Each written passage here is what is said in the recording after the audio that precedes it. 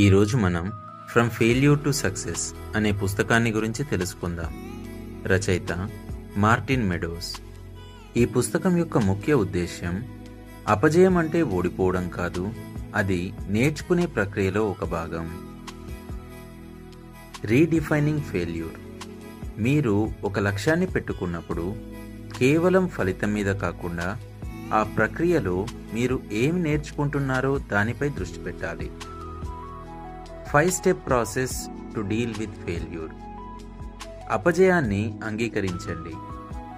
జరిగిన దాన్ని చూసి బాధపడకుండా దాన్ని పూర్తిగా అంగీకరించండి. బాధగా ఉంటే ఆ బాధను అనుభవించండి, కానీ అక్కడే ఆగిపోవద్దు. మిమ్మల్ని మీరు క్షమించుకోండి. నేను తప్పు చేశాను అని మిమ్మల్ని మీరు నిందించుకోవడం ఆపండి. తప్పులు చేయడం సహజమని గుర్తించండి. మీ మానసిక స్థితిని మార్చుకోండి. డిప్రెషన్ లేదా విచారంలో ఉండిపోకుండా వెంటనే మీ మూడ్ మార్చుకునే పని చేయండి. పాఠం నేర్చుకోండి. ఎందుకు విఫలమయ్యాను అని ప్రశ్నించుకోండి.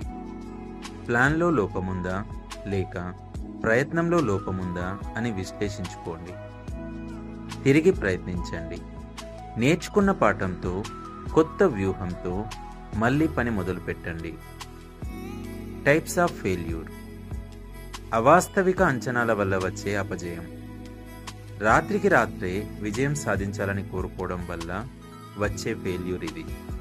ఓపిక లేకపోవడం దీనికి కారణం. ఫోకస్ లేకపోవడం.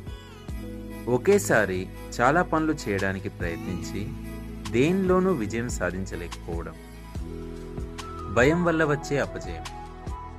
నేను చేయలేనేమో అనే భయంతో అస్సలు ప్రయత్నించలేకపోవడం లేదా సగంలో వదిలేయడం. విజయం సాధించాలంటే మెంటల్ టఫ్నెస్ చాలా ముఖ్యం. Take responsibility. మీ వైఫల్యాలకు ఇతరులను నిందించకుండా మీరే బాధ్యత తీసుకుంటే మీరు ఎదగగలరు. When to give up. మీ లక్ష్యం మీ విలువలకు విరుద్ధంగా ఉన్నప్పుడు లేదా ఆ లక్ష్యం వల్ల మీకు నష్టం ఎక్కువ జరుగుతున్నప్పుడు దాన్ని వదిలివేసి వేరే కొత్త మార్గాన్ని ఎంచుకోవడం తెలివైన పని. చివరగా, ఈ పుస్తకం విజయం అనేది అపజయాలు లేని ప్రయాణం కాదని, అపజయాలు వచ్చినా వాటిని తట్టుకొని పాఠాలు నేర్చుకొని ముందుకు సాగడమే నిజమైన విజయం అని వివరిస్తుంది. Thank you.